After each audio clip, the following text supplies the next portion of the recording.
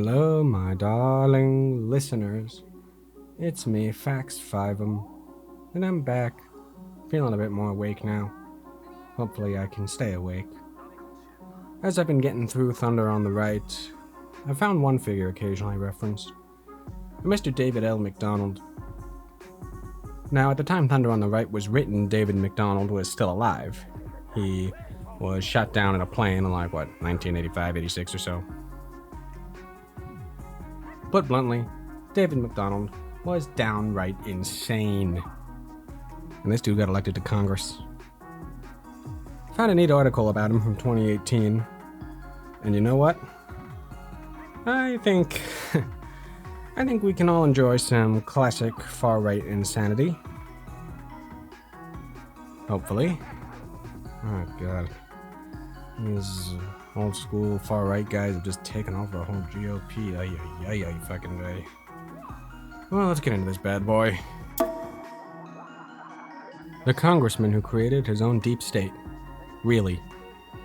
When he feared communists were infiltrating America, Larry McDonald took extreme measures building his own intelligence-gathering arm. Written by Zach Dorfman, published in Political Magazine on December 2nd, 2018. You'd be forgiven for thinking that 2018 is a uniquely worrying moment in America's great clamorous experiment with representative government. And you wouldn't be entirely wrong. Loose talk of a deep state seeking to undermine the Trump administration and its allies has entered the political mainstream. Outlandish as the charge might be, we shouldn't be surprised. Conspiratorial thinking has had a grip on American politics for a long time, and warping effects as well. This is the story of one such example, now largely forgotten. It's about an arch-conservative Congressman, Larry McDonald, who became a leader of the New Right, founded his own private intelligence agency, and died at the hands of his geopolitical nemesis, all while in office. McDonald was a militant Cold Warrior and talented zealot who built his own mini deep state, a foundation that worked with government and law enforcement officials to collect and disseminate information about supposed subversives. The tale of Representative Larry McDonald might be the weirdest, most unbelievable one in modern American politics that you've never heard. It isn't entirely without precedent. Private spy rings can be traced all the way back to the 1920s, says Darren Malloy, a professor of history at Wilfrid Laurier University and an expert on radical political and social movements. Or even back to Alan Pinkerton's detective agency at the end of the 19th century. The tradition picked up during the 1950s, Malloy says, reportedly with the likes of anti-communist groups like the American Security Council and the John Birch Society. Such groups perpetuated conspiracies by gathering so-called intelligence in an effort to discredit people to try to link them to grand dastardly schemes. Seth Rosenfield, author of Subversives, the FBI's War on Student Radicals and Reagan's Rise to Power, told me. So whether it was a communist conspiracy then, or a deep state plot now, these are attempts to undermine people who are dissenting from the powers of the moment. It was from this earlier era that McDonald emerged. But in his Cold War story are many lessons for our own age about the dangers of obsession and our national obsession over danger. In the post-Watergate election of November '74, the American people elected 75 new Democratic members of Congress. These Watergate babies represented the most liberal group of incoming representatives in the country's history, with one notable exception. I'll be honest, I'm going to actually have to disagree at this part. I don't know if I would call the Watergate babies the most liberal representatives coming into Congress at that point. Even by conservative Southern standards, Larry McDonald, a telegenetic rhetorician from northern Georgia, was one of the most radical congressmen from either party elected during the later 20th century. While in Congress, McDonald was famously out of step with his colleagues, says Kevin Cruz, a Princeton historian and scholar of the conservative movement. He emerged as a very far-right voice in the time he was there. By his own telling, in his early years, Larry P. McDonald, the P stood for Patton after General George S. Patton, a distant relative, was happy with his life as a practicing urologist in exurban Georgia. But by the early 1970s, McDonald had become a well-known local right-to-life activist, not to mention a commanding and persuasive orator with a mellifluous voice. Spurred above all by what he saw as insufficient anti-communist zeal, he ran for Congress in '72, winning election on his second try 2 years later. During nearly a decade in Washington, McDonald espoused extreme views, a philosophy of steep cuts in government spending and foreign aid programs, abolishing the income tax, and undoing almost all the post-New Deal welfare and regulatory state. He called Martin Luther King Jr.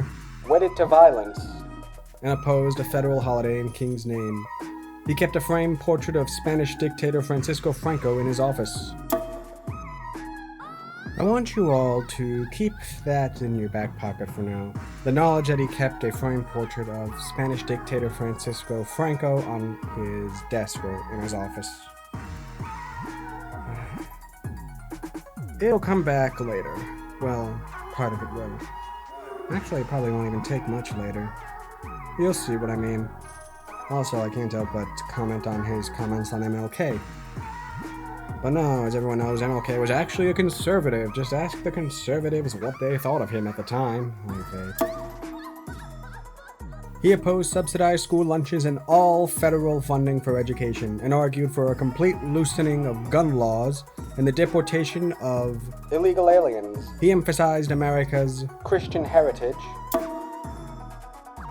Sometimes I think I ought to keep a copy of the Treaty of Tripoli in my pocket.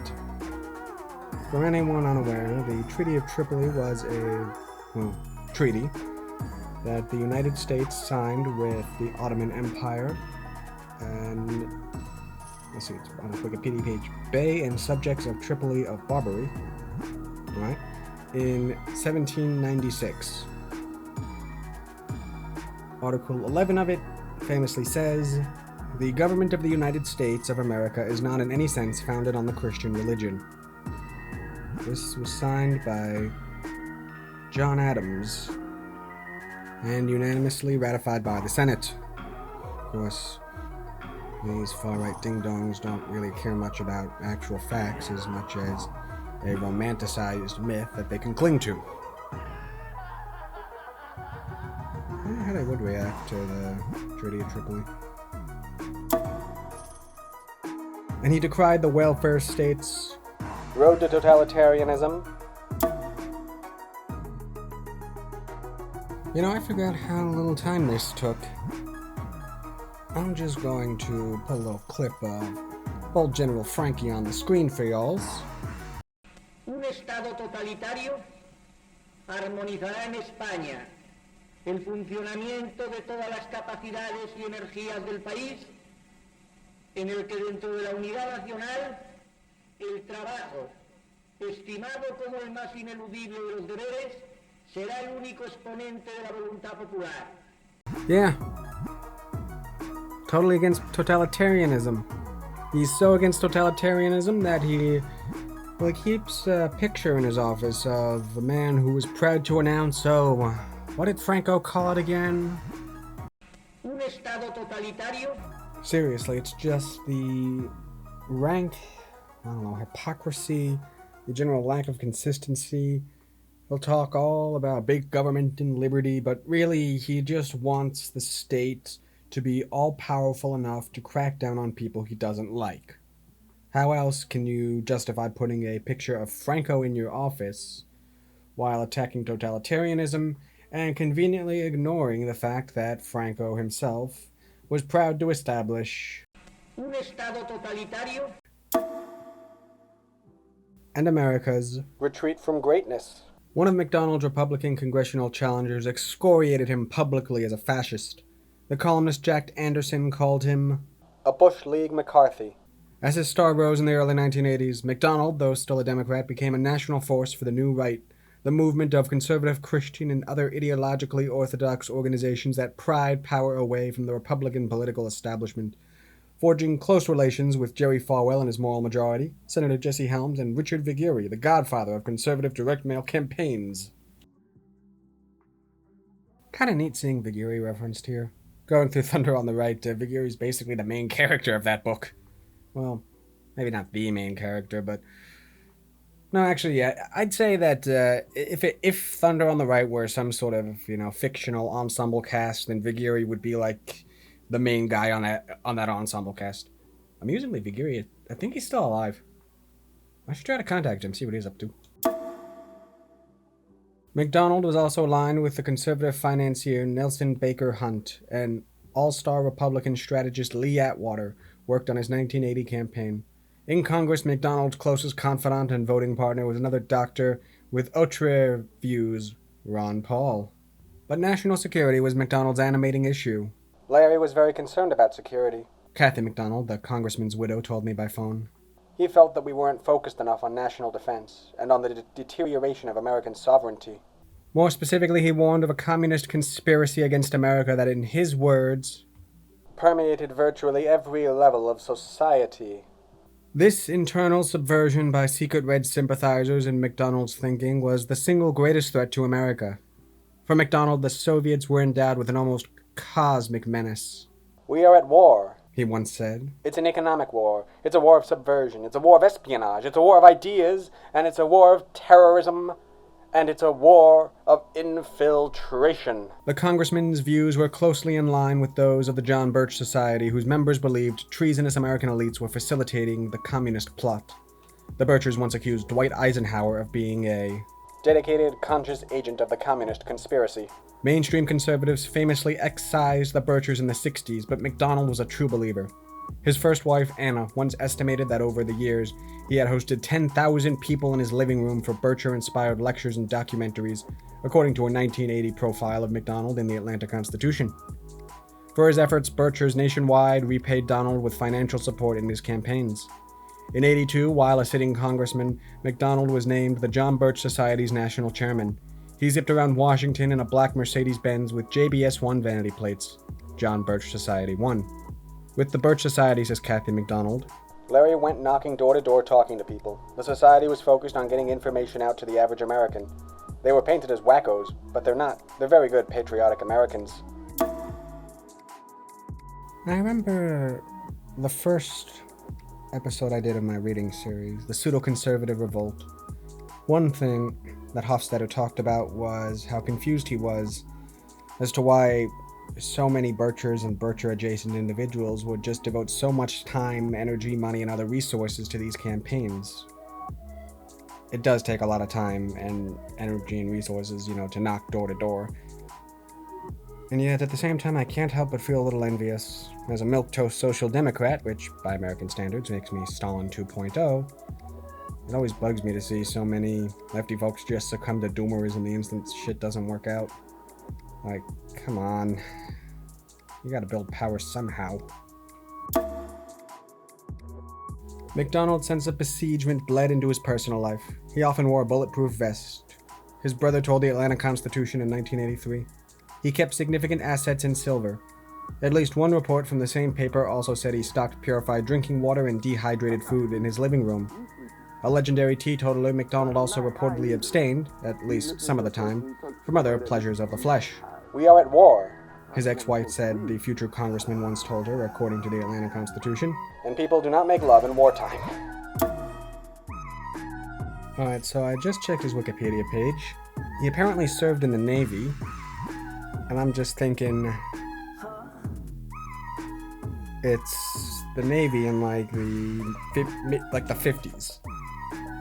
I'm pretty sure there was a lot of gay stuff going on in the Navy at that time. So I really don't know what the heck he's thinking. Because, soldiers just can't stop fucking, man. Even during World War I, they were just giving out condoms because, the soldiers just couldn't stop fucking.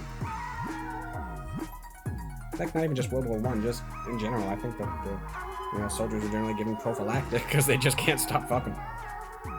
Can't blame them. It's gotta be pretty stressful. Then there was the alternative medicine. In '76, McDonald became embroiled in a nasty lawsuit filed by the wife of a former patient who claimed McDonald had hastened her husband's death. Throughout the '70s, McDonald advocated the use of laterile, an extract derived from apricot and peach pits delivered via injection as a cure for cancer. McDonald discontinued his medical practice upon election to Congress.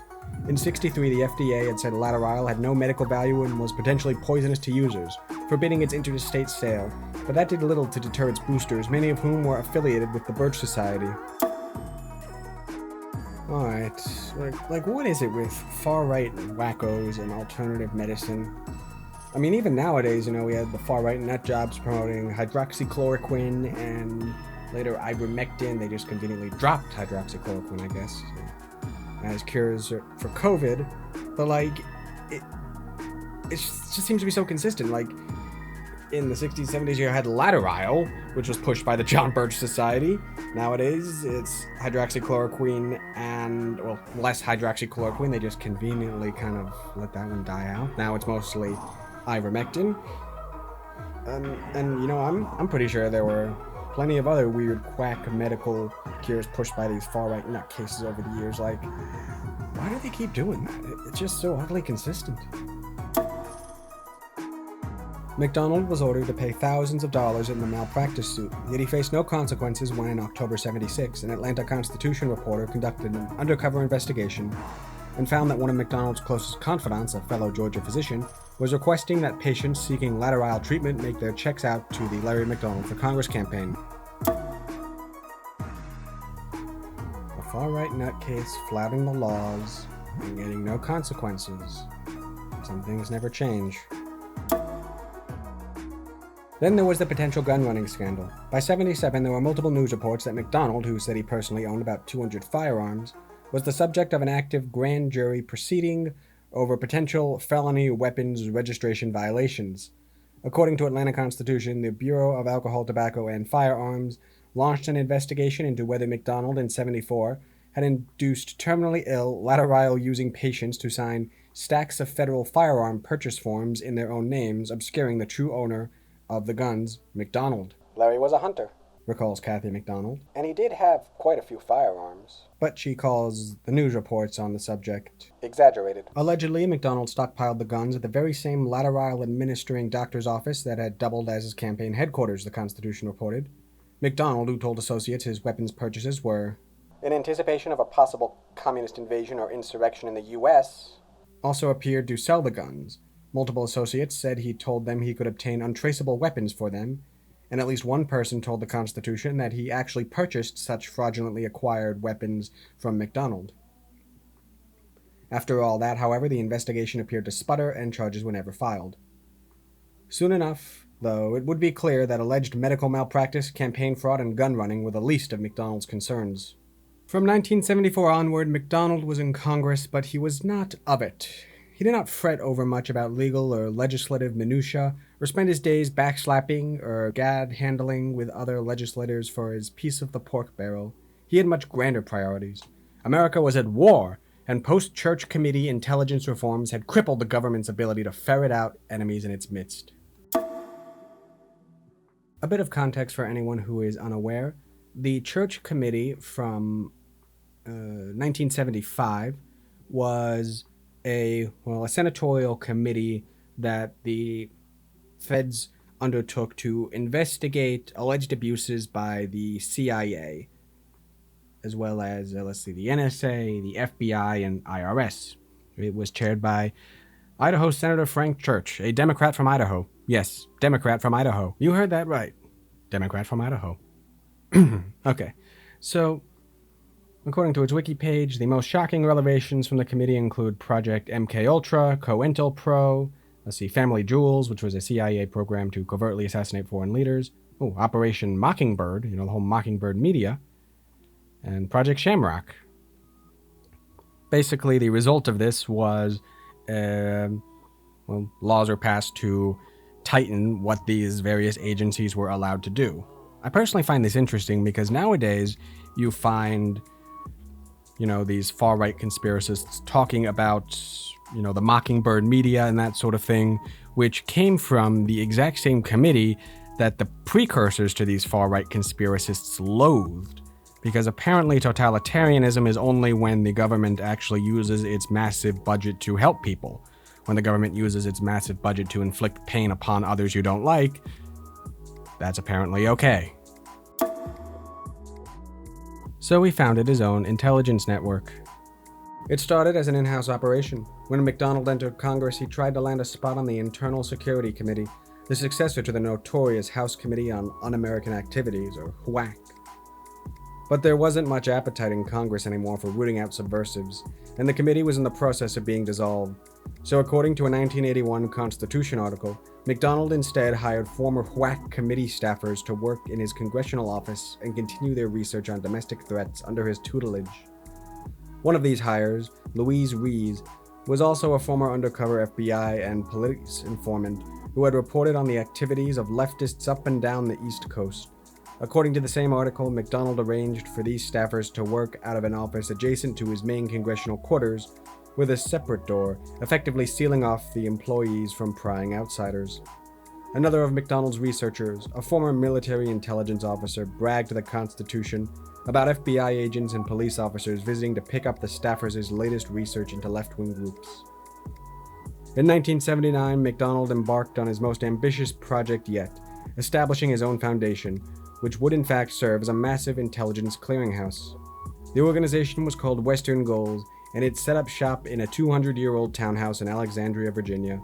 Full-time staffers tended to a 6,000-volume library and wrote and edited publications and newsletters about domestic subversives, terrorism, and the evolving communist menace abroad, which were circulated to supporters. According to copies of the organization's annual reports, Western Goals established 2 mysterious European offices too in West Germany and Austria. Nothing was like Western Goals, Mary Jo Buckland, who worked there in the early 1980s, told me. Nothing. Even as an employee, Buckland says, she was unaware of what the organization was doing much of the time. A lot of the funding came from Germany, more than what came from the US, she recalls. A lot of it was kept from us. The Germans all wore a lot of medals and had a lot of money. The Germany people never came to the US. They would fly Western Goals as accountant to Germany. Something didn't feel on the up and up. Perhaps coincidentally, McDonald was an advocate for releasing convicted Nazi war criminal Rudolf Hess from his decades-long imprisonment. McDonald even suggested during a political debate that Hess be nominated for the Nobel Peace Prize, according to a report in a local paper. Nothing quite says being against totalitarianism like supporting Rudolf Hess, the deputy Führer of the Nazi Party. Amusingly, he did try to preemptively sign a peace treaty with England by just kind of flying into England and trying to talk to some sort of noble who was there. He then got arrested, and Hitler was so mad that Hess acted without his permission that he basically purged Hess from the party. But just think about it for a second. Why would he call the welfare state totalitarianism while literally supporting the totalitarian Fransisco Franco and the deputy Führer of one of the most infamous totalitarian regimes of world history? Perhaps he didn't really care about totalitarianism and only cared about state authority so long as it was used and abused in a way he approved of. Of course, I can't say that for certain. He's dead. But come on! The most critical part of Western Goals' work was its computer database, a gigantic repository of information about allegedly communist-aligned individuals and groups in the United States.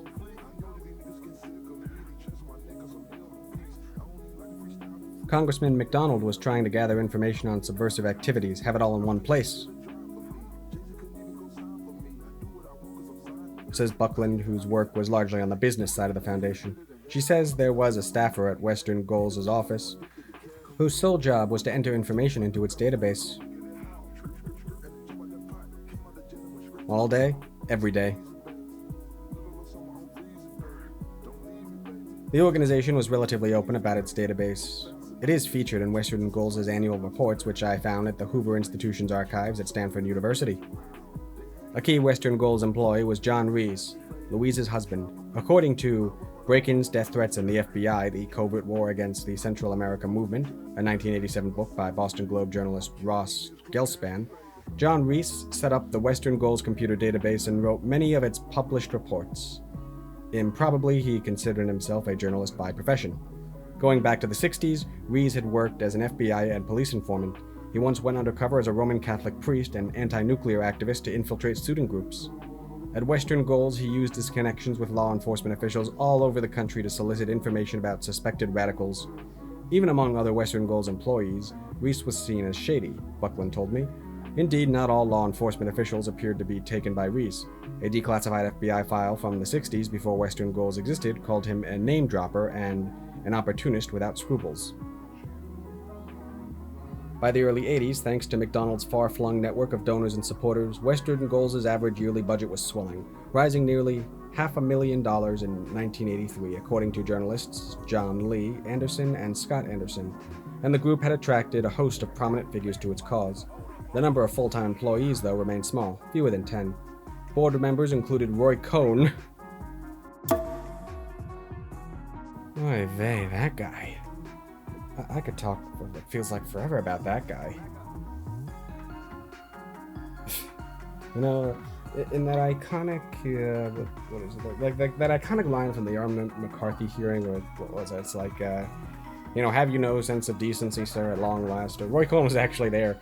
He's incorrectly referred to as Mr. Cohen, although Cohen and Cohn are kind of two ways to anglicize the same name.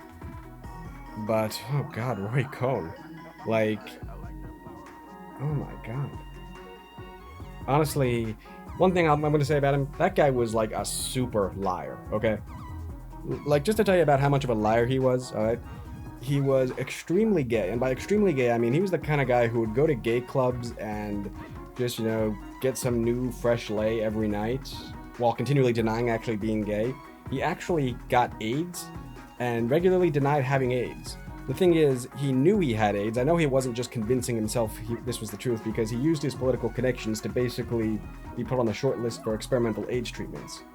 He was literally on his deathbed, dying from AIDS stuff, while denying he had AIDS, but he also knew he had AIDS because he was willing to take experimental AIDS drugs. That is how much of a liar this guy was. And as the next sentence will point out, he was the mentor to Donald Trump. Predictably, of course, after he got AIDS, Trump basically dumped him like a lead weight. Shows you how much loyalty that schmuck has. Joseph McCarthy's former right-hand man and Donald Trump's then mentor, Edward Teller, the father of the hydrogen bomb, John Singlaub, a founding member of the CIA and retired Army Major General later implicated in the Iran-Contra affair, a former chairman of the Joint Chiefs of Staff, 2 retired Marine Corps 4-star generals, 3 serving congressmen, and the far-right oligarch Roger Milliken. By the early 80s, Western Goals' ideas were reaching some of the most powerful people in Washington. In '82, an opaquely sourced Western Goals report about Soviet infiltration of the nuclear freeze movement was reprinted almost word for word in an issue of Reader's Digest. The author of the Reader's Digest article was a staunch anti-communist. When President Ronald Reagan cited the Digest article on national TV as proof of a communist plot, West Wing staffers went into damage control mode, claiming Reagan had gotten his info from multiple sources, including State Department reports, but the Digest writer said Reagan told him he had the article checked with the U.S. intelligence community who had verified the article's accuracy. An FBI report declassified in '83 soon showed Reagan's claim to be baseless. This is like literally the same shit Trump did, 40 years later. Somebody would say something stupid, it would get picked up on Fox, Trump would repeat it almost word for word, and of course, it would just get sillier from there. You can then act like the mainstream media had nothing to do with it, because Fox and the whole Murdoch machine is always excluded from the mainstream media by these schmucks somehow. But of course, you can then also two-face it by saying, oh, the media was lying in the first place.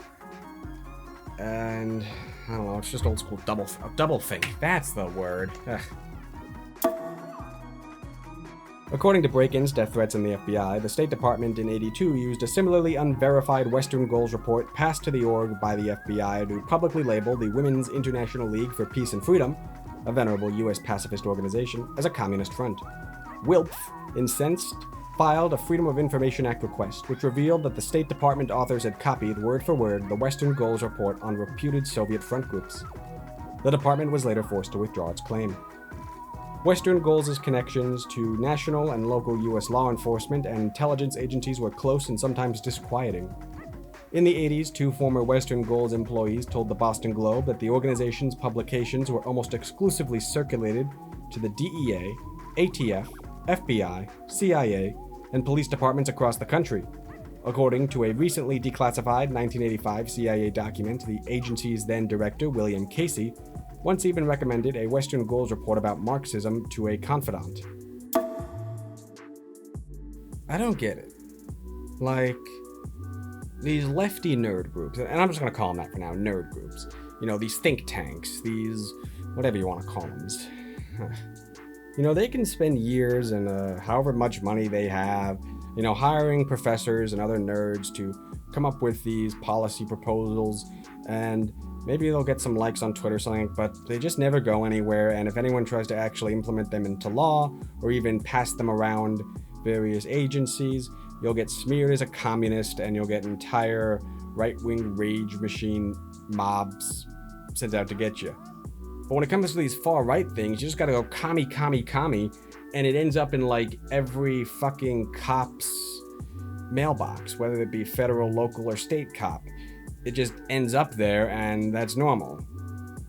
Why does the right seem to have all these advantages, man? Some of these government organizations actually appeared to launder Western goals' intelligence to launch investigations into individuals or groups deemed suspicious. According to contemporary news reports, individuals working for local or federal law enforcement would provide Western goals with derogatory and potentially illegally acquired intelligence info about perceived radicals or groups. Rees, the publication's director, would then publish this information in a journalistic Western Goals newsletter. McDonald would subsequently enter whole passages from this newsletter in writing into congressional record, which shielded him from libel. By law, members of Congress are immune from lawsuits targeting statements made in the record. Western Goals would then cite McDonald's statements in its own public reports. It was a clever and breathtakingly cynical gambit. Another thing I never understood is why people will cite the congressional record as some sort of authoritative source. Like, by definition, the congressional record is just a record of what people are saying in Congress. I'm sure, I'm sure hypothetically speaking, a congressman could just, sing the Modern Major General song and it would end up in the congressional record. That's not some sort of evidence of the Modern Major General song being an authoritative or trustworthy statement on anything. I honestly just don't get it. The congressional record is just that. Just evidence, or actually rather just proof that some Congress member said something officially in Congress.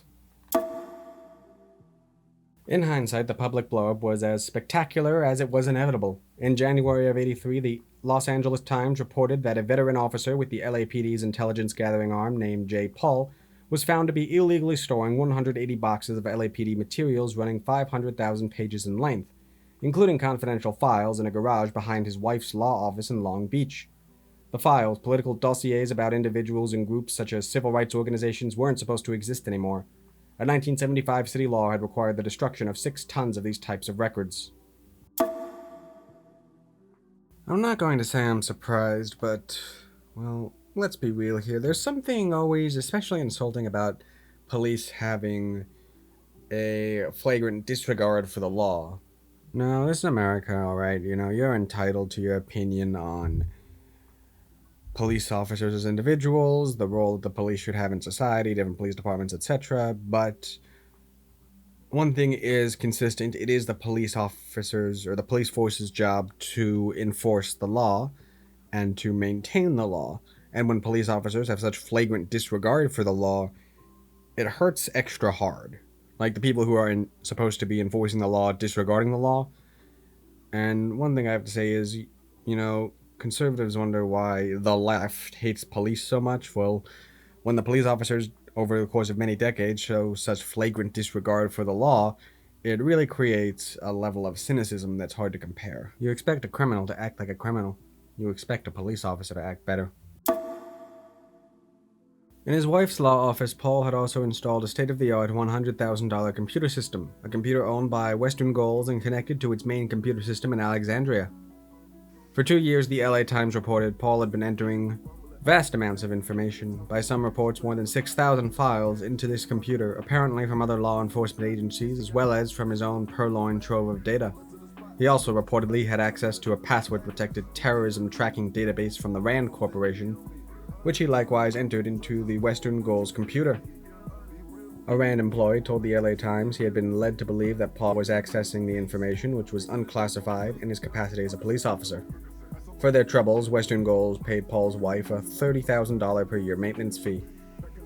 Paul said that superiors in the department had knowledge of and actively encouraged his work with Western Goals. He claimed he had even taken trips to the East Coast to visit the Western Goals office at his superior's urging. According to documents at the Hoover Institution, on at least one occasion, Paul traveled to the East Coast for the organization's board meeting to discuss its computer program. The LA Times also reported that Paul had linked up a computer in the LAPD's intelligence unit to the Western Goals computer in his wife's office, allowing other officers to access the private database at work. The rot seemed widespread. The LAPD found that a second veteran member of Paul's intelligence unit had been illegally storing confidential police documents in his home. In addition, sources told the LA Times to files generated by military intelligence agencies.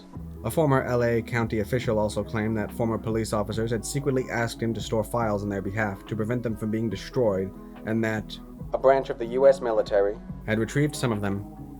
Western Goals' activities appeared to be something of an open secret. An unnamed East Coast police intelligence source told LA Times that the organization had a reputation as a clearinghouse for police departments to keep information about people not currently under criminal investigation. The organization, according to the Times report, secretly provided police departments access to a broad spectrum of laundered intelligence materials. Western Goals did try to gather some intelligence, recalls P McDonald. It was all from sources that had already been printed in one form, that had already been gotten out but had been completely ignored for one reason or another. Larry and them just tried to shine a light on that. She did not recollect the details of the LAPD scandal. The LAPD launched an internal probe into departmental wrongdoing. It eventually absolved Paul of all but one count of misconduct and concluded that his superiors had approved his work with Western Goals.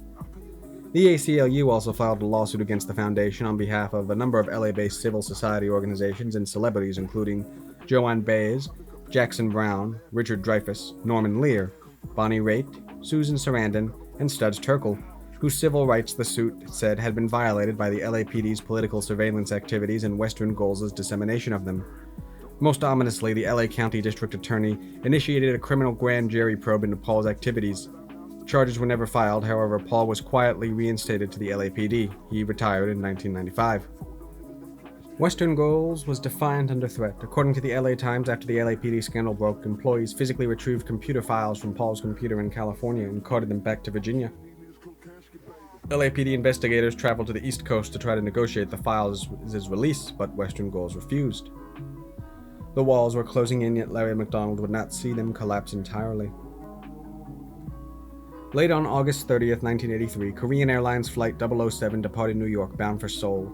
It never made it to its final destination. In the early morning hours of September 1st, while the plane was cruising at 30,000 feet, South Korean air controllers lost contact somewhere near Sakhalin Island, a strategically sensitive area in the Soviet Union's far east. At first, reports indicated that after the plane had strayed into Soviet airspace and the Soviet military had forced it to land safely on USSR territory. In reality, the Soviets had tailed the civilian airliner with fighter jets and blown it out of the air, according to the Reagan administration, which cited Japanese intelligence intercepts. All 269 men and women aboard the flight were killed, including Congressman Larry McDonald, who had been on its way to a Heritage Foundation-sponsored South Korea-US defense conference. This was a spiraling geopolitical crisis. After initially denying responsibility, the Soviets said the fighter pilots had, through the KAL flight, was a military plane, and that it had not responded to multiple demands to land. Reagan made a nationally televised address excoriating the Soviets for a crime against humanity. The Soviets vetoed a UN Security Council resolution condemning the attack. The Soviet ambassador to the UN said the plane was, in fact, on a pre-planned spying mission. We were all shocked. Christopher Burgess, a 30-year-old CIA veteran then stationed in Russia, told me, "Everyone we were talking to, the people you'd see in the streets, the people you'd buy your bread from, was nervous. They didn't know what it meant." The murder of 269 innocent civilians appeared to be something of a tragic, if inquietous, miscalculation. The Soviets really did seem to have mistaken the airliner for a military recon flight, and the KAL flight's radio equipment did malfunction mid-flight. But McDonald partisans would not accept this explanation. His chief congressional spokesperson claimed the plane had been shot down because McDonald was on it, even though the congressman had been seated on KAL 007 at the last minute after missing a scheduled flight. Western Goals, too, claimed that its founder had been targeted for assassination, suing the USSR for $200 million in damages, though the suit was later dismissed. To this day, P McDonald has her doubts.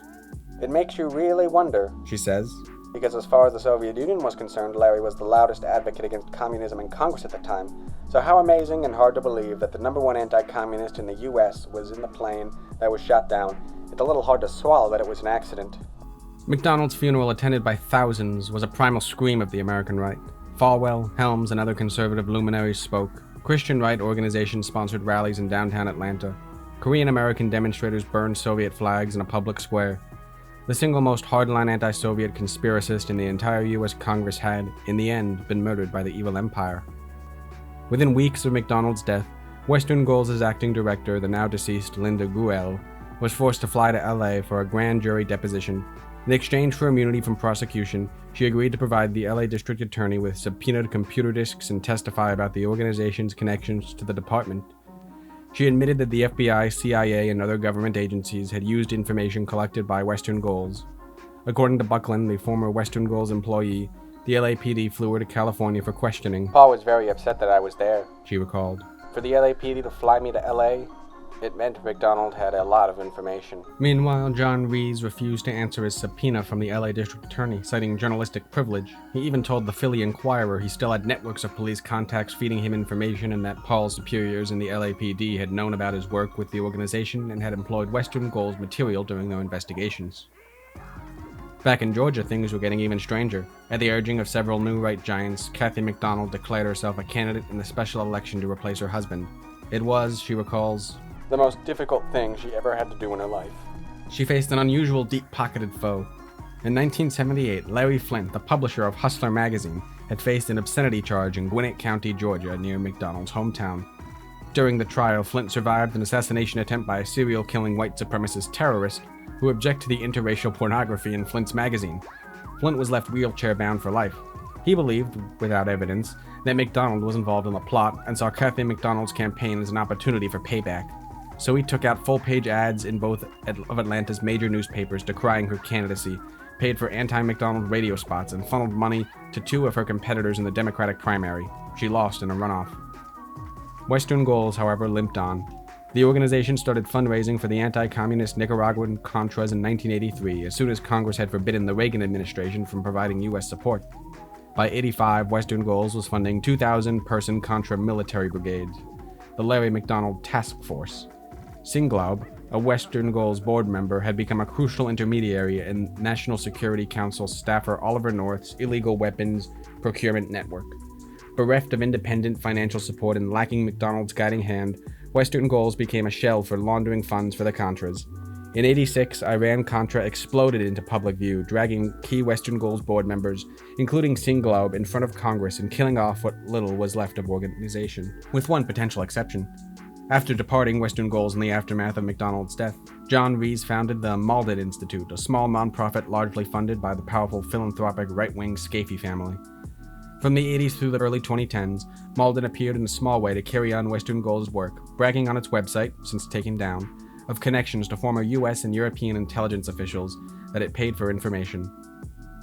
According to the Philly Inquirer, during the 2000 Republican National Convention in Philly, Pennsylvania, state police used Rees' reports to justify a warrant for a warehouse that protesters, whom Rees reporting claimed were communist-funded, were using as a base of operations. Police raided the building and arrested 75 people.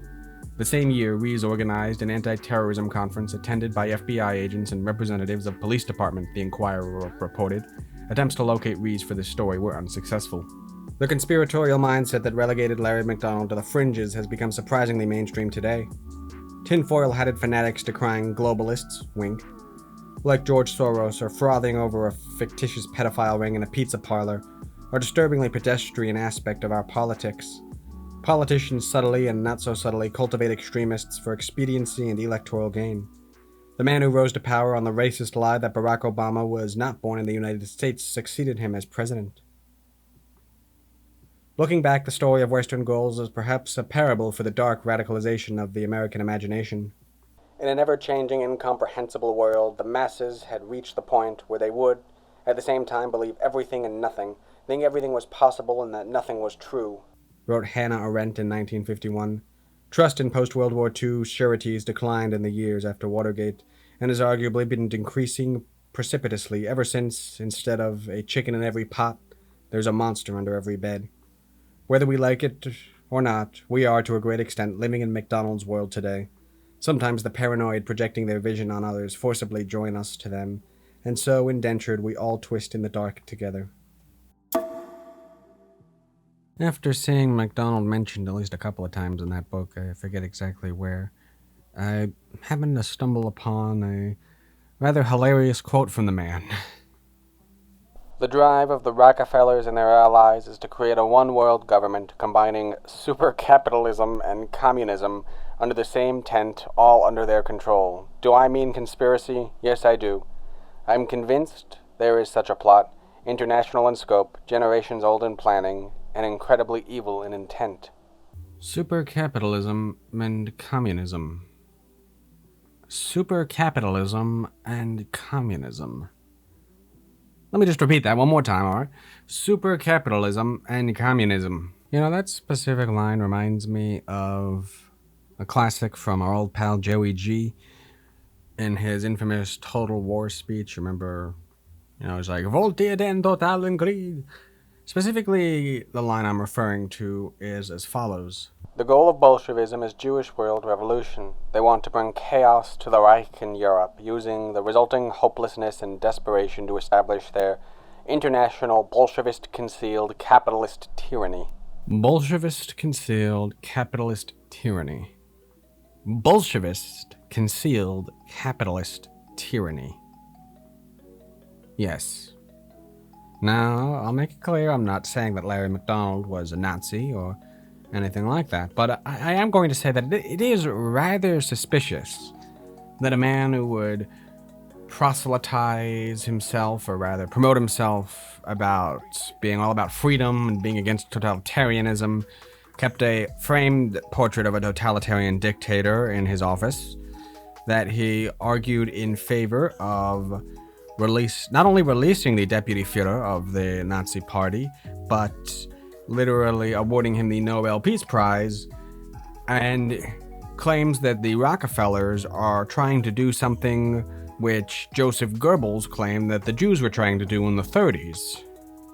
Just a little suspicious, that's all I'm saying.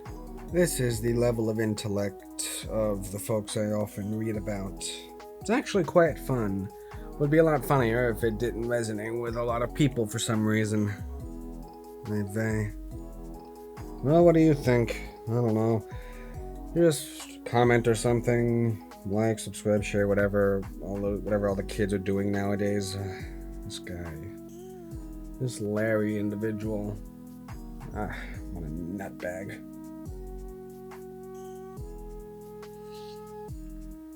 Okay, well, you can like it and comment if you want to. Or don't. I'm not your boss. I'm just Facts 5. I'm spewing the facts. And the facts are, you're pretty cool for making it this far. And the other facts are that I'm signing off.